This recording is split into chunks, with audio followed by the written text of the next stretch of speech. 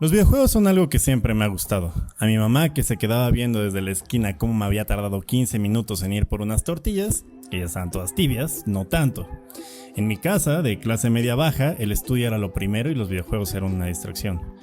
Pero en lo personal, siempre me fascinaron, desde el Atari 2600, pasando por el Tetris y hasta el Super Nintendo, que en un principio solo veía cómo jugaban mis vecinos un poco más acomodados o mis primos más ricos, hasta que mi tía decía que lo apagaran porque lo iban a descomponer.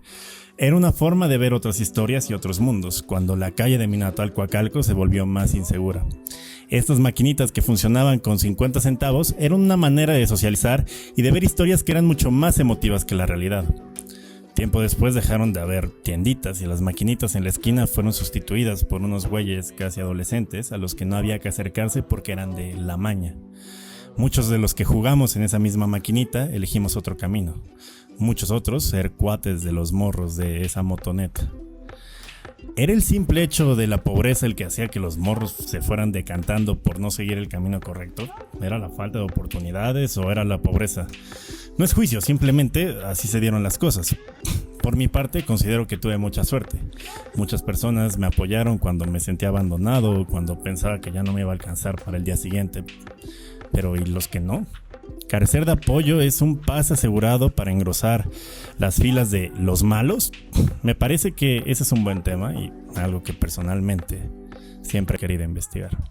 Amigos, ser pobre y delincuente, un estereotipo que le ha dado de comer a la comida mexicana del siglo XX, a la familia Gómez Bolaños, a Mujer Casos de la vida real y a todas las series estadounidenses sobre narcos entintadas en amarillo, es el tema de esta avenida de papel. En las últimas semanas, el video de un asalto a una combi de la ruta mexiquense en la México-Texcoco se hizo viral. Dos asaltantes intentan subir a una combi para saquearla. El primero dice, ya saben cómo es esto, carteras y celulares, estableciendo que ya habían hecho eso varias veces. Pero el segundo, portador del arma, para amenazar a la gente, no logra subir debido a que el operador de la camioneta acelera, dejando a su primer compinche solo y desarmado. Durante 5 segundos de tensión, el primer asaltante, al darse cuenta de su perra suerte, intenta bajar con la combi en movimiento como si fuera Tom Cruise, pero el pasajero de la puerta logra trabarle las piernas como si se tratara del mismísimo Melvin Brown, y es ahí cuando Cell sintió el verdadero terror. Como si fuera canción de Grupo Nietzsche, una mirada bastó, así sucedió, y los pasajeros se organizaron para darle al asaltante una putiza digna de beatificación. La discusión en internet no se hizo esperar entre los progres de la San Miguel Chapultepec, pasando por los güeros privilegiados, hasta llegar a los medios sensacionalistas cliqueros al respecto de 1. ¿Era válido o no sentir satisfacción de la reverenda chinga que le pusieron a ese pobre cabrón? O 2. No deberíamos juzgar a los delincuentes ni sentir dicha de su desgracia debido a que posiblemente lo hicieron por una situación de pobreza y necesidad. Yo en un principio, como víctima de chingos de asaltos en esas combis cuando iba a estudiar a la prepa 9 y luego a CU, dije que después de tantos asaltos sí dan ganas pues de tirar unos chingadazos. Y quizá me faltó aclarar que esos chingadazos que se llevó ese pobre man probablemente no son por ese asalto en específico, sino por todos los anteriores sufridos por los pasajeros. Se necesita mucho hartazgo para responderle a un delincuente que no sabe si trae un cuchillo u otro objeto para hacer daño. ¿Es verdad que la pobreza orilla a la gente en la miseria a delinquir? ¿Todos los delincuentes son pobres?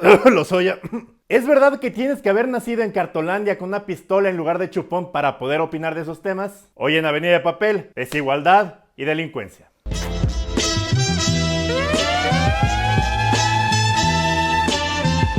Según el INEGI, al contabilizar las conductas delictivas se toma en cuenta a cada víctima. Así que el hombre de este video, si no lo hubieran dejado como pulparindo derretido, habría cometido 5 delitos, uno por cada víctima. De estos delitos probablemente habría sacado unos 30,000 pesos debido a que pues la venta de celulares usados y efectivo que hubiera podido sacar, pues daría más o menos esa suma. Emilio Lozoya, por su parte, en la comodidad de su cama en el Hospital Los Ángeles, solo está acusado del delito de peculado, desvío de recursos pues, por el cual le infringió un daño a la federación generado de los impuestos que todos pagamos de 23,500 millones de pesos. El güey de la combi tiene que hacer 783,333 asaltos diarios para llegar a esa cifra en varias vidas, cuando el camino pues más corto era nacer en cuna bien, hacer maestría en el extranjero y acomodarte chingón en Pemex. ¿Esto justifica que a lo largo de su carrera le quite los 4,000 varos al mes que gana un estudiante a punta de cachazos cada tercer mes? No. Pero ver más allá de las vísceras es el propósito de este programa, así que empecemos. En principio, la creencia popular de que nomás los pobres por ser pobres son los únicos que delinquen, cuando películas como Amarte duele nos enseñan que el güero fake siempre es el más culero, pues no siempre es cierta. Supongamos, sin conceder, como dicen todos los mamadores con traje brilloso, peinado de los Rebel Cats y su libro de latinazgos de bolsillo, fuera cierto. ¿Qué es lo que empuja o mantiene a una persona a la situación de pobreza? Existe una discusión común que se puede encontrar en redes sociales, bares de mala muerte y tienditas respecto de dos teorías. 1, echarle ganas nos va a sacar de pobres o hacer que nuestra posición mejore. O 2, todo es culpa del pinche gobierno puto que nos oprime y sus intereses creados. Enfoquémonos en el echaleganismo, la corriente que más profesa la gente que hace dinero con 3 sencillas apps. Bajo esta teoría, la gente es pobre porque quiere y cualquier adversidad es pendeja si se tiene el talento y si se trabaja lo suficiente. Si la cagas y no tienes un coche y una casa a los 17, es porque fue un fracaso de tus decisiones solamente. Y puede ser si te especializaste en reparar faxes, pero ¿dónde chingados queda el Estado? Con todo y el liberal de cepa que soy, me queda claro que con todas mis limitaciones económicas no lo hubiera armado ni de pedo sin el transporte público, las becas de aprovechamiento y el hecho de tener una educación de calidad, aunque fuera a 2 horas de distancia. Y esos servicios son y tienen que ser proveídos por el Estado. Aunque se oiga pinche mi situación, no se acerca ni tantito a lo jodido que se puede poner en otros deciles económicos. El tener acceso a los servicios y facilidades que provee el Estado, pues muchos piensan pendejamente que se debe proporcionar pues en proporción del esfuerzo que se hace. Tengo buen internet porque trabajo un chingo. Pago la luz porque me esfuerzo cabrón. Pavimentaron mi calle y tengo luminarias porque entregué unos exceles bien perrones. Y la realidad es que, nel. En un país donde 52.4 millones de personas viven en situación de pobreza y 7 de cada 10 morirán en esa condición, según el Coneval, estoy seguro que gran parte de esas 7 personas antes mencionadas le echaron un chingo de ganas y no les alcanzó para llegar pues a donde querían. Y todo empieza desde antes de que nazcamos, desde que somos un feto ingeniero, o un feto de cualquier profesión que quiera ser ese feto. Durante el embarazo, las condiciones socioeconómicas del hogar, donde está ubicado, la calidad y el acceso a servicios médicos y a una alimentación nutritiva y suficiente, como si fuera fruta con la que bautizan a Simba, nos marca de por vida. Según UNICEF, en México, solo 1 de cada 3 niños menores a 6 meses recibe pecho exclusivo de su mamá. 1 de cada 10 menores de 5 años registra desnutrición crónica. 2 de cada 5 niños en situación de pobreza presentan niveles de desarrollo motriz, socioemocional y de lenguaje inadecuados. Para mucha raza no es que el niño no ponga atención en la escuela o no aprenda bien a leer, es que el pobre cabrón tomó agua con piloncillo después de ir a acarrear agua potable para su casa y ahora no se puede concentrar en Platero y yo. Sin ir más lejos, los desayunos escolares que luego daban en las escuelas públicas, yo me intoxiqué en unos, pinche fifi, güero, privilegiado, costaban en ese entonces 4 pesos y a pesar de ello había morritos de mi escuela que no los podían pagar. Mientras que del otro lado del espectro, los niños de la élite, además de su alimentación balanceada, reciben vitaminas y si están medio güeyes para la escuela, pueden tener tutores especiales y hasta tutores de otros idiomas. Desde antes de cumplir los 5 años, la carrera por el éxito, la superación y echarle ganas está bastante arreglada. Y pon tú, la armamos de la niñez echándole un chingo de más ganas que los otros 60 millones de cabrones que no son pobres y aprendes a leer y a escribir. Llega la adolescencia, la etapa más importante en la que un joven define su personalidad, deja el capullo de ser un meco, los adolescentes son mecos, eso se sabe, y se convierte en esa mariposa culera que se llama ser adulto. Bueno, pues más de la mitad de las niñas, niños y adolescentes viven en pobreza. Según el Instituto Nacional de Evaluación de la Educación, que ya están desmantelando en ese sexenio, no sea que digan algo las visitas, 8 de cada 10 niños que cursan sexto de primaria no alcanzan los logros esperados en lenguaje y comunicación. Habilidades que son necesarias pues para ser conectes, paps. Las desventajas en materia educativa se acentúan en la población indígena que vive en el campo. Según Oxfam, 96 de cada 100 niños no alcanzan logros satisfactorios. En escuelas donde 72% carece de drenaje y 33% de red de agua potable. Chingate esa. Una cosa es que se te olvide tu bata para la clase en el laboratorio de química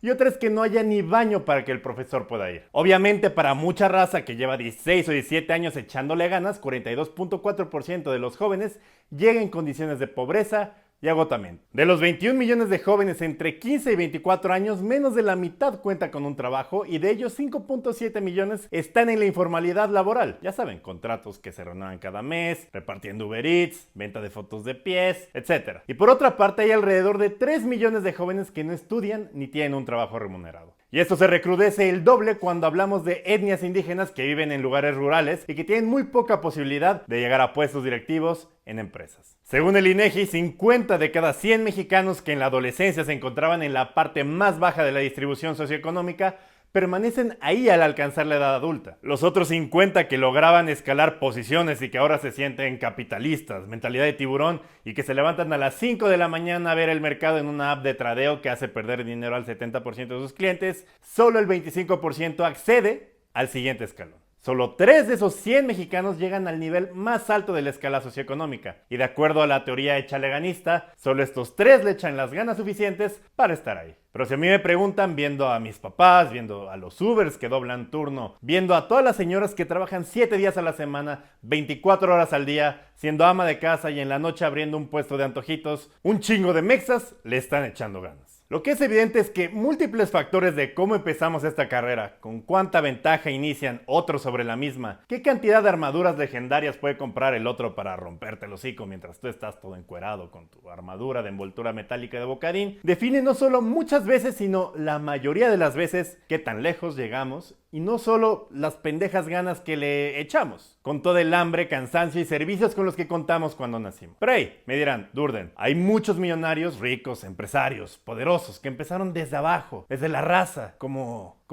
Elon Musk, ¿no es cierto? Su papá tenía minas de diamantes en Sudáfrica. O Jeff Bezos, sí empezó en su garage, pero con $2 millones de inversión de su familia. O Mark Zuckerberg, o sea, neta, ese cabrón inventó Facebook en Harvard. Ok, podemos sacar casos de inspiración chidos de Estados Unidos, pero veamos México, veamos nuestro país con la bandera color chile en nogada, la tierra de las adjudicaciones directas y los fobaproas. ¿De dónde viene nuestra élite? Nuestros millonarios, nuestro 1%. Nuestra historia ha estado llena de momentos de mamarre, como me gustaría denominar.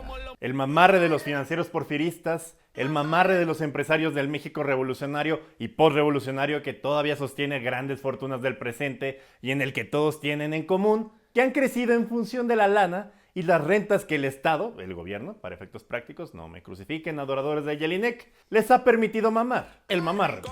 El México de hace poco más de 100 años, aunque con carretas y coches que corrían menos que un ricochet, no era muy diferente al actual en su estructura económica. Grandes monopolios regionales, protección del Estado para asegurar la captura de rentas, enormes concesiones bancarias y mineras y, obvio, el eterno amorío de la clase política con la clase económica. Poder y dinero es el nombre de una revista bien culera, pero también del juego de la economía mexicana. Desde esa época el Estado siempre ha tenido una debilidad fiscal que protege a las élites económicas para asegurar su cooperación y obtener los recursos para sostenerse en el poder. La unión del poder económico y del poder político fue la gran causa de desigualdad en México y heredó sus ventajas literal y metafóricamente al México en el que nos tocó chingarle. Monopolios, protección, políticos y empresarios asociados, herencias que pasan de una generación a otra casi sin interrupción. El impuesto a la herencia en México se introdujo en el 26, pero se derogó en el 61 y era, como es actualmente, facilísimo de eludir. Según el libro de Caroline Fund, Rich People, Poor Countries, The Rise of Emerging Market Tycoons and Their Mega Firms, en el México de 1996, 57% de los millonarios tiene origen en la herencia y 0% en el trabajo. En 2014 son 37.5%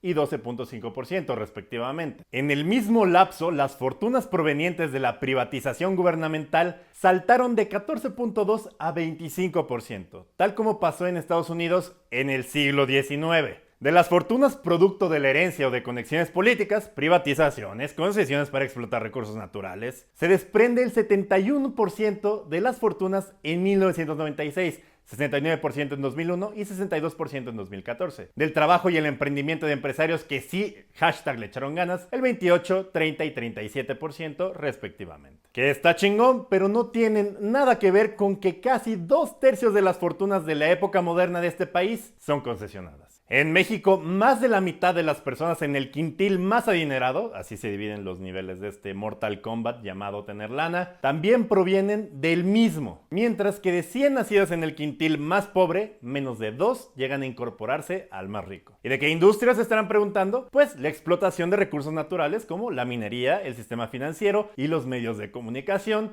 que se llevan entre el 60 y el 50%. Todos sectores con un alto poder de mercado, llenos de rentas extraordinarias, bajas cargas impositivas y obviamente vínculos políticos. Hablar de meritocracia en México es darle vida política a los intereses que se han beneficiado de la captura política del Estado para concentrar la riqueza, justificar a la corrupción como fuente de desigualdad y reproducir un mito, parcialmente responsable de la construcción de un Estado débil y sin capacidades. El mérito es un pretexto, el privilegio, la realidad. Para esta discusión, a pesar de que soy un experto en ser pobre, etiquetarle días a las rebanadas de jamón y hacer cualquier variedad de arroz en sobre, tuve que acercarme con un especialista nacional e internacional en materia de seguridad de este país. Porque para este programa, saberme el Metro Valderas de memoria no me iba a ayudar completamente en nada. Mi invitado es Alejandro Ope. Él es consultor, columnista, director del proyecto Menos Crimen, Menos Castigo, un proyecto que es una iniciativa conjunta de seguridad pública entre el Instituto Mexicano para la Competitividad, el IMCO, y México Evalúa. Entre 2001 y 2008 fue socio de GEA, Grupo de Economistas y Asociados, firma líder en consultoría económica y política con sede en la Ciudad de México. De 1998 al 2000 se desempeñó como jefe de gabinete del senador Adolfo Aguilar Sincer y trabajó en el equipo de transición del entonces presidente electo y youtuber favorito de todos, Vicente Fox. Tiene una licenciatura de la Universidad de Pensilvania y realizó estudios de doctorado en Ciencias Políticas en la Universidad de Princeton. Es colaborador frecuente en varios medios de comunicación mexicanos, entre ellos Milenio Diario, Animal Político, El Economista y Nexos. Y dirige un blog de políticas de seguridad, otro chingón pues, con el que estoy muy agradecido por ayudarme a configurar este programa.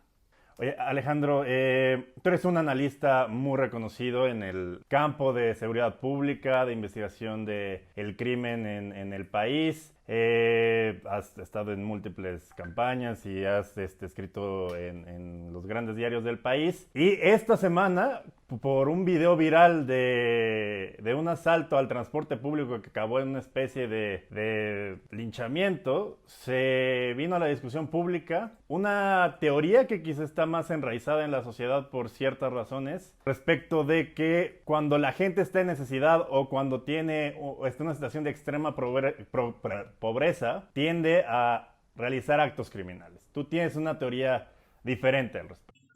Mira, yo creo que hay que irse a los números. A ver, en efecto, las personas que cometen delitos o que cometen delitos violentos tienden a provenir de segmentos socioeconómicos vulnerables. Es decir, sí vienen de la marginación, de la exclusión, del desempleo, de la falta de oportunidades. Eso es un hecho. O sea, nada más hay que revisar, por ejemplo, las historias de vida de los reos, ¿no?, en las prisiones, para darse cuenta de ese hecho. Ok, iniciamos sabiendo que la mayoría de los delitos violentos efectivamente sí están perpetrados por personas marginadas. Pero de acuerdo a la primera parte del video, sabemos que nacer jodido no es una elección. No es un test que se toma en la parte de atrás de un libro de Carlos Cuauhtémoc Sánchez de Sangre de Campeón o de Ayn Rand. Ahora, dicho lo anterior, la inmensa mayoría de los pobres, de los marginados, de los excluidos, de los desempleados, no cometen delitos. Ahora, ¿cómo sabemos eso? Nada más de nuevo, hay que ir a los números. La segunda encuesta nacional de victimización y percepción de seguridad pública, se cometen en el país poco más de 30 millones de delitos al año. Huevos. Cada delincuente comete en promedio un delito por semana. Es decir, eso nos dejaría más o menos con 600,000 delitos, 600,000 delincuentes al año. Lo que sabemos es que en esto, como en otras actividades humanas, hay una especie de distribución de Pareto. La distribución de Pareto se fundamenta en cualquier cosa donde la medida productiva sea humana. Producción de chiles toreados, de lives de Instagram, creación de contenido y, desgraciadamente, también asaltos. Estudiada por De Sola Price, esta fórmula que mide la productividad científica o creativa descubre que una proporción muy pequeña de personas genera casi toda la producción. Es una ley de raíz cuadrada que dice, básicamente, si observas el número de personas que producen en un campo determinado, la raíz cuadrada del total de personas genera la mitad de la producción. Y hay gente que es mucho más activa que otros, ¿no? Deja de ponerte a alguien que está en una prisión haciendo llamadas de extorsión, pues puede echarse 100 llamadas al día sin ningún problema, 50 llamadas al día sin ningún problema. Entonces él ya acumula miles de delitos en la definición que usa el INEGI, ¿no?, que es el acto individual, ¿no? El señor que se sube a la combi, ¿no?, si hubiera tenido éxito, si hubiera cometido, eran 5 o 6 pasajeros que estaban en esa combi, bueno, si hubiera tenido éxito, hubiera cometido allí 5 o 6 delitos. hubiera habido 5 o 6 víctimas, ¿no? Cada uno es un delito individual. Entonces, si eso lo sumas, pues lo haga 2 veces por semana, una vez por semana, pues son como 25 al mes. Por 12 estamos hablando de 250, 240 delitos por una persona. O sea, no parece descabellado. Y además hay referencias internacionales que hablan como de entre 60 y 190 delitos por perpetrador. Offender, como le dicen en inglés. Entonces digo, no por año. Entonces no parece descabellado uno.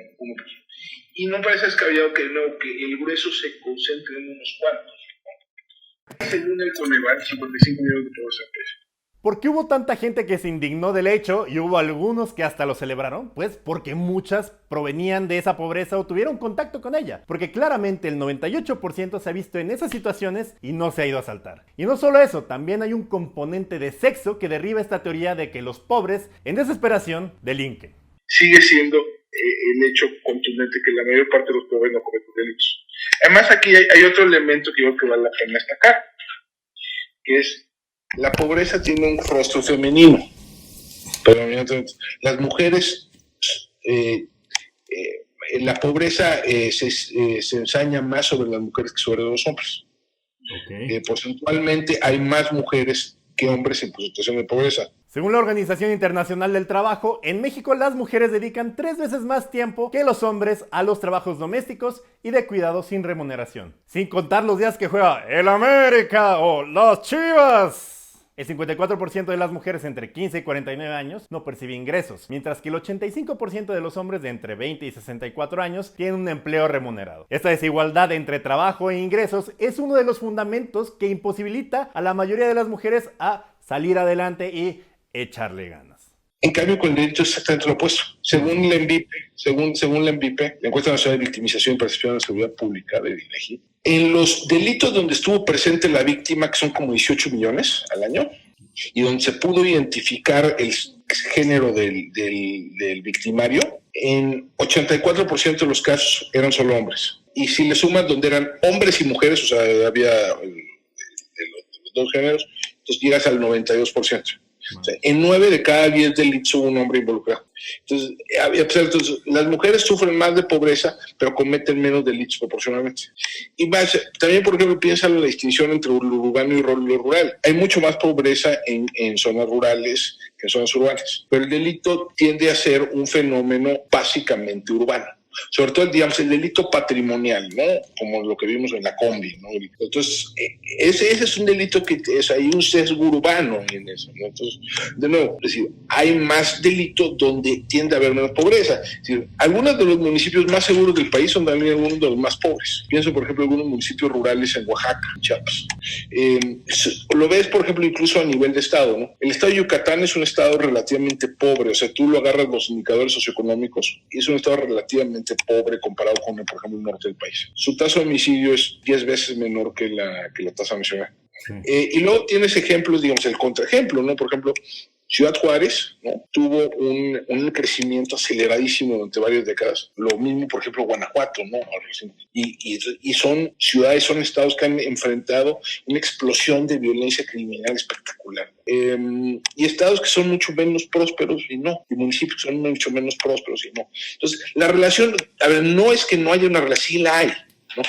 Sí hay factores socioeconómicos que tienen efectos criminógenos, ¿no? Que sí están asociados con el inicio de una carrera criminal, ¿no? O están o generan ciertos incentivos para que la gente pueda cometer cierto delito en ciertos momentos. Pero la relación es complicada. La relación no es mecánica y directa, está mediada por factores institucionales, por lo que mencionábamos, el género, por roles de género, la condición urbano o rural de las personas, por las oportunidades para cometer delitos que pueden, ¿no? Hay factores como la bonanza o el desarrollo que también atraen el crimen. En el Edomex, por ejemplo, tener un coche nuevo, arreglar la casa o tener un celular nuevo siempre será visto como una invitación a que te asalten. Hay un libro relativamente reciente de un criminólogo argentino, Marcelo Bergman, que vivió muchos años en México, de hecho, en el cual el título es bien revelador, dice More Money, More Crime. ¿Cuál es el argumento? Que en ciertas fases de desarrollo, y América Latina pudiera encontrarse en esas fases de desarrollo, donde hay un ascenso lento, pero más o menos sostenido, de algo que se asemeja a clase media, o por lo menos a expectativas de consumo de clase media, allí el crecimiento económico puede estar asociado a un incremento de cierta forma de delito. Por ejemplo, el robo celular. Yo quiero tener el nuevo celular, yo quiero tener el nuevo equipo. O también puede estar, déjame ponerlo así, a veces a lo mejor la relación es más cercana, puede ser más directa con la desigualdad que con la pobreza. Que una política pública funcione en varios sectores no quiere decir que específicamente funcione para prevenirlo en uno solo y en prevenir la delincuencia. Eso no quita la situación precaria de las mujeres en la pobreza. La ONU concluyó que hay consecuencias directas de desigualdad en la distribución de las responsabilidades y un debilitamiento en los vínculos de las mujeres con el mercado de trabajo, producto del tiempo que invierten en trabajos que no remuneran, oportunidades de empleo perdidas, pocas horas laborales, trabajo exclusivamente en el mercado informal de la economía y segregación en ocupaciones que tienden a ser menos valoradas, salarios y acceso a la seguridad social más bajos y menos tiempo para educación y para sus carreras profesionales. Menos oportunidades de acceder a puestos de toma de decisiones y ascensos laborales. Y aún así, no se suben con un pinche cuerno de chivo a saltar un microbús. Los apoyos a esas mujeres tienen menos incidencia delictiva y su impacto tiende a ser menor. El problema de tener estas discusiones en Twitter es que acabas en el insulto cruzado y en la nada. Y tú, ¿quién eres para comentar? Y no dijiste nada cuando en la época de Porfirio Díaz, ya sabes. Pero sí es un tema importante y es un tema complejo, que yo creo que sí amerita una verdad. Y sí hay, por ejemplo, sí hay programas sociales, sí hay iniciativas de prevención social del delito que pueden tener resultados importantes. ¿Qué eso es lo que tú estabas leyendo que escribías en alguna columna? Que pareciera que en el inconsciente colectivo los apoyos o los programas de apoyo universal hacia un socioeconómico bajo tienden a que la gente piense que eso es lo que va a solucionar la tasa de criminalidad y resulta no ser cierto.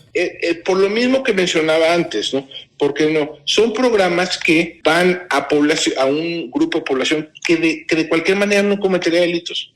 Jóvenes Construyendo el Futuro es el programa social estrella de la actual Administración Federal. 60% de sus beneficiarios son mujeres. Lo que te mencionaba anteriormente, las mujeres cometen delito en una proporción muchísimo menor que los hombres. Entonces, digamos, los apoyos a esas mujeres pueden ser muy útiles por otras razones. Eso se lo dejo a los especialistas de política social, si es útil o no ese programa para, digamos, razones por objetivos de inclusión laboral, de reducción de la desigualdad del ingreso, para otros propósitos. Para temas de disminución de la incidencia delictiva, su impacto va a ser relativamente menor. ¿Qué es lo que sí funciona? ¿Qué es lo que tiene que funcionar?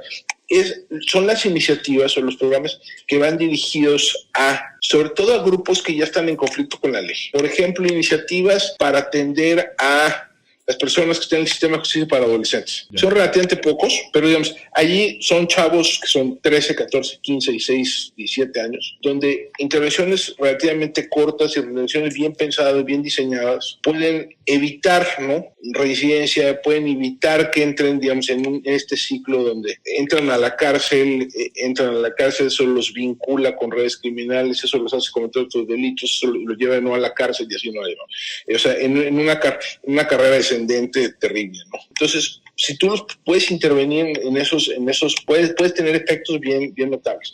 Mismo caso, por ejemplo, programas de reinserción de reos o de personas privadas de la libertad, como se dice, pueden ser muy eficaces. Ahora, tienen que estar bien diseñados, no son sencillos, no son baratos, requieren intervenciones múltiples y sostenidas en términos de atención psicológica, de capacitación laboral, educación formal, etcétera.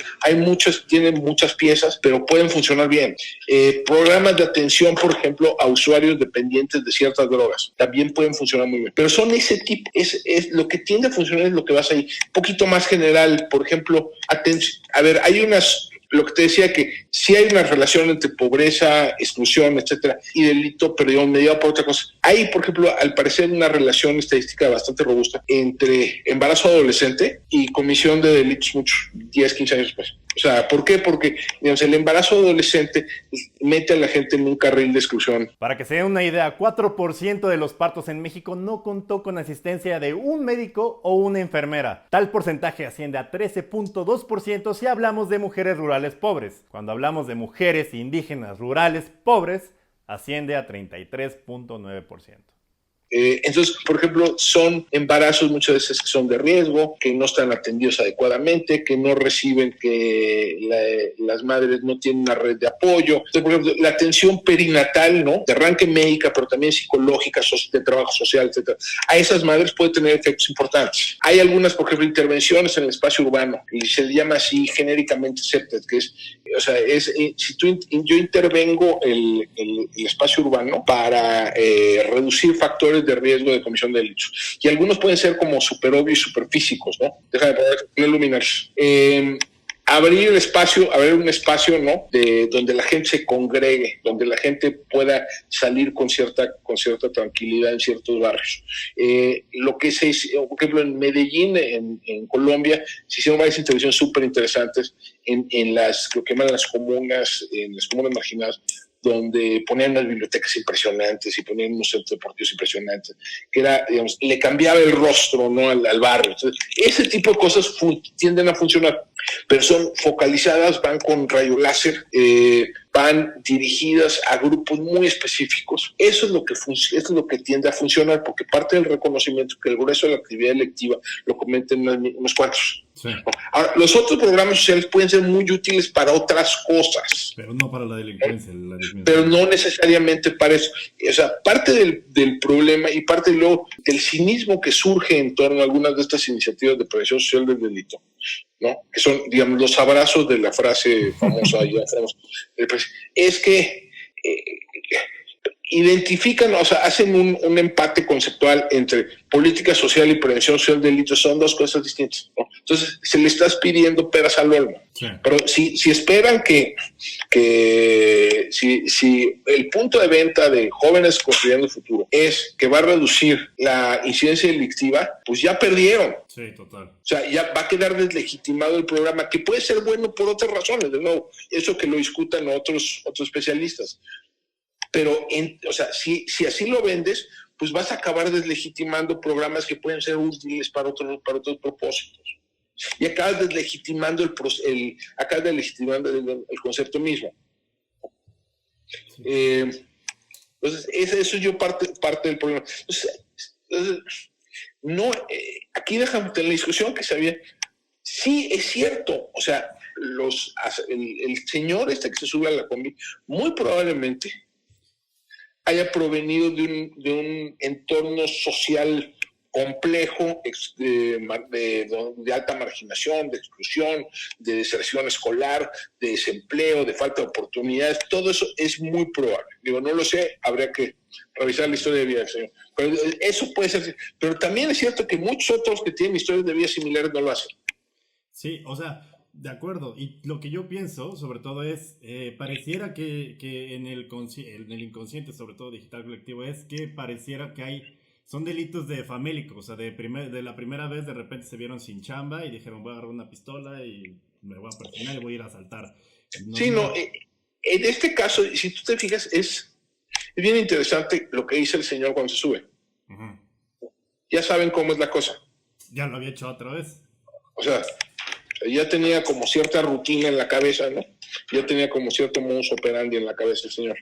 Que le salió mal, pues le salió mal porque pues, su cómplice quedó abajo, pero digo, es poco avispado el señor, pero bueno, pero sí es, pero digamos, esos son, digamos, yo creo que es simultáneamente correcto decir que este señor u otros como él enfrentan problemas, digamos, hay un fenómeno de exclusión que tenemos que atender, ¿no?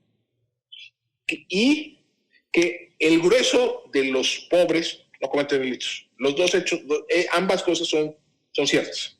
Sí, o sea, uno de cada 100 pobres que está súper en la pobreza extrema, 99 sí. No cometen delitos. Hay uno que sí. No. Hay uno que algo que hay que entender es por qué. Sí.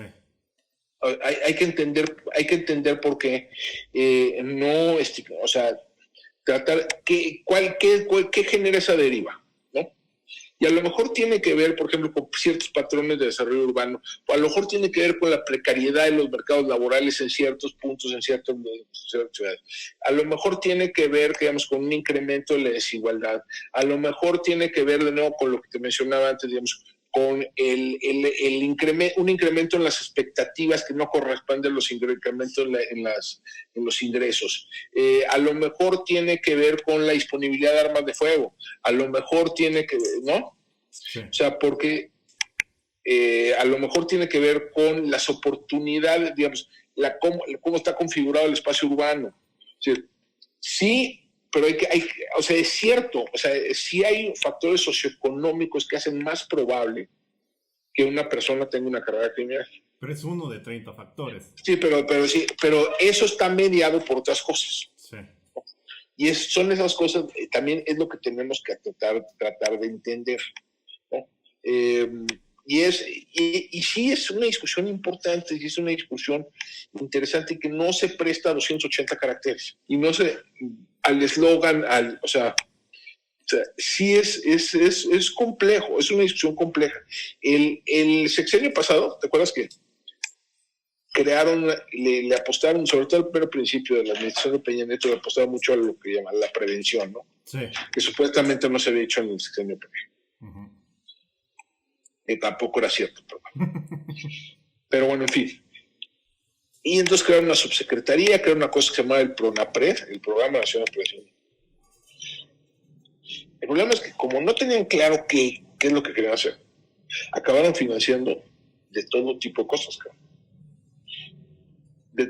y te juro que no miento, desde murales en Pachuca, uh-huh, hasta canchas de fútbol y talleres de fútbol con el Matador Hernández en Ciudad Juárez, hasta plantas deshidratadoras de fruta en Apatzingán. O sea, todo cabía, no, y todo cabía en el y chorro mil talleres y seminarios y diagnóstico participativo y no sé, y acabaron desacreditando el concepto. ¿No? Sí. Oye, por último, me gustaría, sí, o sea, gran parte de esta discusión y por lo que decidí también hacer este sí, tema en el programa es el tuit en el que menciono a una persona que dice que por ser blanco de clase media, cuando yo de experiencia propia, pues tenía que el tramo de la México-Pachuca, pues transitarlo de forma habitual para ir a la universidad y pues es 10 veces al año que te asalten, ¿no? La parte toral, gran parte de esa discusión que hubo en Twitter fue, y que sigue estando ahorita en la plataforma, es la reacción de la gente hacia... La reacción de los pasajeros de darle una chinga a este güey, ¿está justificada por el hartazgo? ¿O es una visión de que debería de haber más mesura por parte de la población? A mí me parece que cuando hay tanta reincidencia como víctima, pues sí hay obviamente un nivel de hartazgo que no te evita decir, oye, amigo, te recomendaría que dejaras de robar, ¿no? O sea, eso no era algo que era factible que pasara. Mira, yo entiendo la reacción de los pasajeros de la combi. Sí. Yo creo que es comprensible. Pero una cosa que lo entendamos y otra cosa es que lo justificamos. Ya. Yeah. O sea, yo creo que no podemos justificar éticamente la ley del talión, no podemos justificar éticamente la venganza. Sí. No podemos ver con buenos ojos que muelen a golpes a una persona. Así sea un asaltante, ¿no? De nuevo, lo que hay que hacer es, ¿por qué sucede esto? Y no es la única forma de justicia en propia mano, ¿no?, que hay en el país, ¿no? Linchamientos hay a cada rato. Sí. Hay lo que a veces denominaban los medios y denominaban las autoridades, pues, los ángeles exterminadores, ¿no?, los vengadores anónimos. Sí. Tipos que se paraban en un micro y pum, le bajaban 3 tiros al asaltante, ¿no? O al presunto asaltante. Pero piensa en todas las formas que esto puede salir mal. Sí, no, es una vulneración del Estado de Derecho. O sea, a ver, no, y además piensa en las tragedias, o sea, en la medida en que esto simplemente toleremos que esto suceda y que no se haga nada al respecto, o sea, piensa en las tragedias que puede generar, ¿no? O sea, hubo un caso hace relativamente poco de unos secuestradores del INEGI que los confundieron con unos secuestradores de niños en una comunidad de pueblo y los lincharon. No, pues está cabrón. O sea, sin deberla ni temerla, ¿no? Piensa, o sea, a ver, ¿qué hubiera pasado si el tipo de la combi iba armado? Sí. O sea, esto hubiera acabado en una tragedia, ¿no? Sí. ¿Qué pasa si o se hubiera generado una balacera de desenlace de desenlace impredecible, ¿no? O sea, esto puede acabar mal de tantas maneras, ¿no? Uh-huh. Que tampoco podemos celebrar que esto pase, ¿no? O sea, sí hay que entenderlo, hay que comprenderlo y hay que tratar de corregir lo que motiva ese enojo, ¿no? Y lo que motiva esa furia. Y lo que motiva esa furia es la ausencia de la autoridad. Sí. Lo que motiva esa furia es la impunidad. Lo que motiva es que no, o sea, la autoridad sabe en qué rutas asalta. Digo, no se requiere ser un genio. Sí. Yo sé de primera mano que ha habido gente que denuncia que los asaltaron en la combi, y luego los mismos asaltantes lo vuelven a ver pasar, lo bajan y lo dejan en la autopista. Entonces la gente no denuncia porque es un riesgo. Claro, y no, y además porque la denuncia es muy complicada, ¿no? Sí. O sea, ir a pasar 3 o 4 horas. Mira, por ejemplo, ya en algunos estados, por ejemplo, Querétaro ya puedes denunciar directamente con un policía, sin ir al MP. Eso es súper bien. Entonces te toma 10 minutos en vez de 3 horas. Sí, eso les ha incrementado, por ejemplo, 35% de las denuncias en algunas categorías. Esto se podría extender al resto del país, ¿no? Entonces, lo que hay que ver es, o sea, aquí lo grave y donde deberíamos dirigir nuestras energías sociales es a reclamarle a la autoridad que no haga su trabajo. O sea, que a sabiendas de que, porque de nuevo, sí saben en dónde están se podría trabajar con las rutas, se podría trabajar con los microbuseros, se podría trabajar con las líneas de camión, se puede trabajar con ellos para ir metiendo medidas que disminuyan la prevalencia, ¿no? de este tipo de delitos, ¿no? Y de otros, ¿no? Y de otros. O sea, sí hay datos, lo que hay que hacer es yo creo que hay datos, a pesar de la no denuncia, yo creo que sí hay datos suficientes para saber dónde está la geografía del delito y para tener intervenciones concretas. Aquí te aseguro que donde se subieron estos tipos, de donde vemos en el video donde subieron estos tipos se han subido 25 veces antes o 35,000 veces antes unos asaltantes a robar a esa misma línea de micros u otras. Sí, totalmente. Te lo puedo, o sea, el delito se tiende a concentrar en el espacio y en el tiempo. Entonces, sería posible tratar de encontrar los patrones y hacer intervenciones concretas. Eso es lo que hay que reclamar, ¿no? Sí, es ahí ya donde tenemos que dirigir nuestras, o sea, porque deja de ponerte así, un día de estos, ayer, pues digo, los que intervinieron en la golpiza, pues digo, le salió bien, pero ¿qué tal si el tipo iba armado? ¿Qué tal si el tipo llevaba un cuchillo? ¿Qué tal si llevaba una pistola? O sea, hubiera habido una tragedia ahí. Totalmente. O sea, no se le puede pedir, la gente, o sea, no podemos simplemente abdicar, dejar que el Estado abdique y digan defiéndanse. Totalmente. Porque entonces, digamos, es decir, la ley de la selva, ¿no? Entonces, hacia donde tenemos que dirigir nuestras baterías, hacia donde tenemos que dirigir nuestra energía social, nuestra crítica, nuestra capacidad, es la autoridad. Tiene que hacer su trabajo. Y estas son autoridades de los 3 niveles de gobierno, ¿no?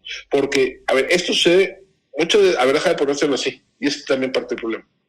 ¿Quién es el responsable de la omisión sucedido no estoy de acuerdo, creo que es carretera federal, pero no estoy enteramente seguro. Vamos a asumir que sea carretera federal. Pues era Texcoco, creo que sí era una onda. México, Texcoco, ¿no? Ajá. Bueno, vamos a asumir nada más para propósito del argumento que es una carretera federal. Entonces, ahí tiene responsabilidad el gobierno federal, pero es en el Estado de México, ¿no? Uh-huh. Entonces la autoridad estatal tiene, y sucedió en un municipio. Entonces la autoridad municipal también tiene responsabilidad. Parte de nuestro drama es que todo esto se pasa la pelotita. Sí. Entonces, lo que hay que hacer es, a ver, tenemos que delimitar esto a quién le toca. Totalmente. ¿No? A ti.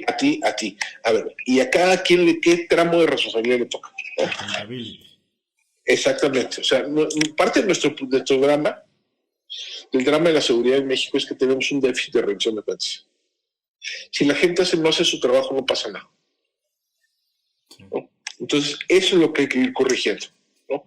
Y a lo mejor, y no es rápido, y se entiende la frustración social, y más en las condiciones que estamos viviendo de triple crisis sanitaria, económica y de seguridad. Se entiende, ¿no? O sea, también salir con la condena clase mediera de compórtense, tampoco me parece razonable. Pero tampoco podemos celebrar, tampoco podemos festejar que haya sucedido este hecho, ¿no? Y hay una diferencia entre la defensa personal y lo que vimos. Sí, eso fue ya hazaña, ¿no? Derivado de muchas cosas. O sea, derivado de muchas cosas, ¿no? Defensa personal es, contengo al asaltante, ¿no? Contengo al agresor, evito daño a mí y a los que me rodean, y pasado eso, me retiro y quien tiene que agarrar es la autoridad. Lo que vimos es algo más, es algo distinto, ¿no? Lo que vimos es un mecanismo de venganza, ¿no? Sí, porque o sea, ahí le estaban cobrando a ese asaltante quién sabe cuántos asaltos peores. Sí, totalmente. Entonces, tampoco está bien, ¿no? Sí. Bueno, Alejandro, fue una entrevista bastante útil para abrirnos los ojos sobre muchas cosas. Muchas gracias por haber estado aquí en Avenida de Gracias.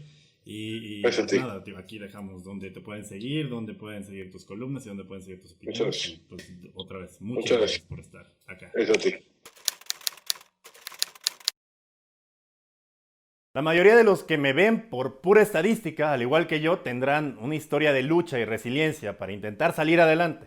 Sobre todo ahora en la crisis económica más profunda que se haya tenido en la época moderna. Este programa fue creado para entender de la forma más simple problemas complejos. Y este tema en específico lo que menos quisiera es que fuera un testimonio victimista y pesimista de que las cosas son de una manera y no pueden cambiar después. No podemos dejar de lado las cifras y los datos porque eso es lo que nos separa de la turba experta de opinión que solo lee tweets, posts o encabezados. Las cifras son un hecho, no una opinión. Y es una realidad que en México, según el Coneval, el ingreso del 5% más pobre es igual al del 2% más pobre del mundo, mientras que el ingreso del 5% más rico de México es similar al ingreso del 5% más rico en países desarrollados. Es decir, nuestro decil más pobre es 60% más carente que sus similares en países con características similares.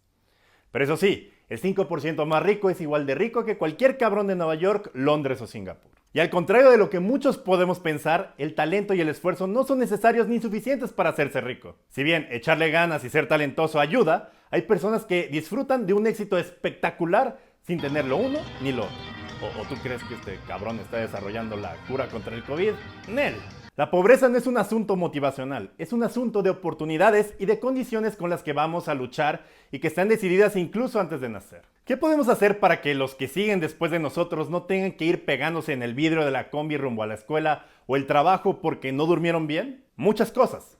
En primera, presionar. Presionar al Estado. El Estado debe ser el encargado de brindar piso parejo para todos los gobernados en cuestión de servicios básicos, educación y seguridad. Promover una mejor justicia fiscal, impuesto a los capitales, impuesto a las herencias y un régimen de grandes contribuyentes que no se hagan pendejos con el pago de sus impuestos. Una de las cosas que se pudieran reconocer a Andrés Manuel López Obrador si no quemara dinero a lo meco en refinerías. Este tipo de políticas muy criticadas en Estados Unidos no deberían traspolarse aquí, porque aquí, como pudimos ver anteriormente, la mitad de la riqueza de este país es heredada o concesionada, como en el siglo XIX. No se hacen millonarios por echarle ganas, que no digo que administrar monopolios o concesiones gubernamentales no es una chinga, sino por las concesiones que les hace el Estado para explotar los recursos de todos. Y en el caso de la delincuencia, Alejandro Ope es muy claro. Los pobres no nacen pobres porque quieren o porque sus papás, nuestros papás, no le echaron ganas. Hay factores con los que uno nace y se chinga mientras los competidores en mejor posición social y económica ya llevan 5 minutos adelantados. Desde no ser un producto deseado de un embarazo adolescente, estar nutrido mal desde bebé, tener agua potable, ir a la escuela, que esa escuela tenga la calidad para enfrentarte al mercado, hasta comprar un pinche traje son ventajas que no muchos tienen. Tener un traje de repente hace que la gente te prejuzgue sin saber qué tienes en la cabeza. Como es el caso, es el gimmick de este programa. Uno asume que alguien es listo simplemente por traer un pendejo traje. De alguna manera, los que pertenecimos a un decil debajo de la media, y quizá tú ahora que me ves, no estás en una situación tan chida, pero estás viendo esto y tienes internet, considera que la autoeducación es el pedo del futuro. Baja libros, únete a cursos, ve YouTube educativo, pregúntale a la raza tus dudas en social media, siempre va a haber alguien que te ayude, probablemente hindú. Chíngale al inglés, sé un autodidacta, adelántate a los cabrones de la escuela. Siempre que puedas, adelántate a los que se adelantaron en la carrera por nacimiento. Obvio, hay mucho pendejo que ni con millones de pesos que inviertan sus papás en sus empresas la arman, pero son la excepción a la regla. Si ustedes llegan a ser de esa élite económica sabiendo qué es sentir hambre, devuélvenle algo a su comunidad. No apoyen porque les sobra, sino porque saben lo que es no tener nada. Estamos en un momento de quiebre en la historia de la humanidad por muchas razones culeras. Pero si eres joven o eres innovador, es tu momento. Y si eres de la élite porque naciste chido, también puedes devolver a la comunidad y romper un círculo vicioso de abuso hacia los trabajadores desde la empatía. Puedes volverte un mentor desde tu posición chida. Podemos desde este pequeño grupo de personas que llegaron a esta parte del video hacer una diferencia con la raza que está a nuestro alrededor. Yo soy Durden, esto fue Avenida de Papel. Recuerden suscribirse al canal, nada me daría más gusto que antes de que haya una vacuna contra el coronavirus llegar a los 50,000 suscriptores. Démosle chido a este pedo, yo sé que son videos largos, pero compártanlo con la gente que crean que le interesa este tipo de temas. Activen las notificaciones, denle like. Muchas gracias por estar otra vez en este video. Es el penúltimo programa de Avenida, el siguiente ya es el cierre de temporada, el siguiente programa. Y pues nada, muchas gracias por estar con nosotros. Nos vemos la próxima.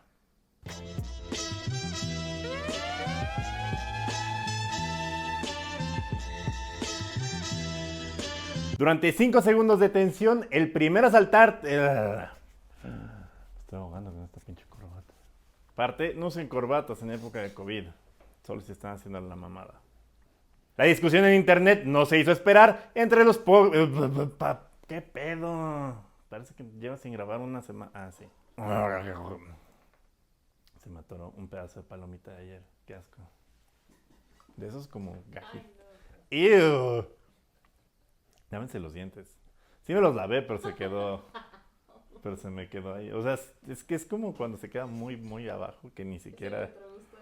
Más bien, usen hilo dental. Usen hilo dental. Bajo esta teoría, la gente es pobre porque quiere y cualquier adversidad es adversidad. Ah, su puta madre.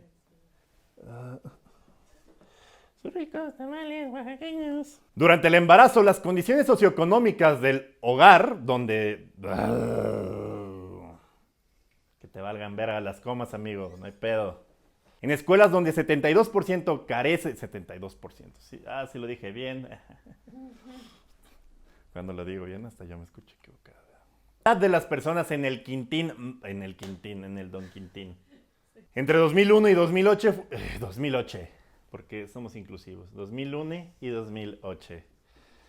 Años para todos. Todes. Si era de... ¿De arriba o de arriba? De arriba, es que ya... De arriba. Ya me tomé la vacuna rusa, por eso estoy diciendo muy... Según la Organización Internacional del Taborrol. Del taborrol. El taborrol. El japonés. Comercial no pagado.